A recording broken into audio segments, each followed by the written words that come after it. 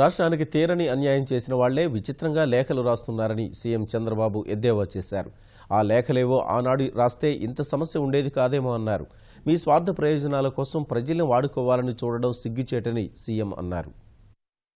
ఇప్పుడు జల్లికట్టు అయింది, మనం కూడా జల్లికట్టు మారి చేద్దామంటారు. What is this? నాకు అర్థం కాలేదు. జల్లికట్టులో ఏమైంది? జల్లికట్టు మారిగా మీరెందుకు ఉద్యమం చేయరు నేను అడుగుతాను. దానికి దీనికి కంపారిజన్ ఏంటి? జల్లికట్టు మారిగా ఉద్యమం చేయడం ఏంటి? అంటే ఎక్కడ నేను కాంప్రమైజ్ అవుతున్నా? నేను అడుగుతున్నా మిమ్మల్ని, ఎక్కడ రాజీ పడ్డానండి? దేనికోసం రాజీ పడుతున్నారు? నేను అందుకే అడిగాను, ప్రత్యేక హోదాతో సమానంగా ప్రత్యేక ప్యాకేజ్ యాజ్ ఇట్ ఈజ్ ఇస్తా అన్నప్పుడు ఎందుకు ఒప్పుకోకూడదు అడిగాను. పోలవరం ఎందుకు తీసుకున్నారు మీరని అడిగారు. పోలవరం నేను తీసుకోకపోతే అయ్యేదండి? నేను అడుగుతున్నా మిమ్మల్ని. వారానికి ఒకరోజు కూర్చోకపోతే ఒక్క అడుగు ఒక్క మట్టి పెళ్ళ పడేదండి? సెంట్రల్ గవర్నమెంట్కు మహాసముద్రం అది.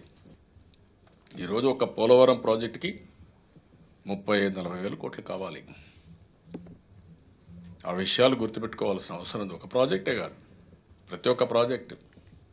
ప్రత్యేక హోదాకి ఇచ్చేటన్నీ ఇస్తామని చెప్పిన తర్వాత ఈఏపీ ద్వారా మనకు వచ్చే సెంట్రలీ స్పాన్సర్డ్ స్కీమ్స్ అన్నీ ఇస్తామని చెప్పిన తర్వాత నేను ఒప్పుకున్నాను. డెఫినెట్గా అన్యాయం జరిగితే నేనే గట్టిగా పోరాడతా.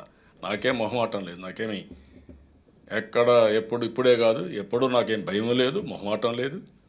నిర్మోహమాటంగా చెప్పగలుగుతాను, నిర్మోహమాటంగా అడగగలుగుతాను.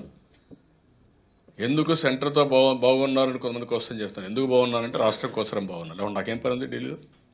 విశాఖపట్నం డెవాస్టేషన్ అయ్యి ఇంక ఈ విశాఖపట్నానికి భవిష్యత్తు ఉందా అనే పరిస్థితిలో ఇప్పుడు ఒక సుందరమైన నగరంగా తయారు చేసి 2 సార్లు ఇన్వెస్టర్స్ మీట్ పెట్టాం.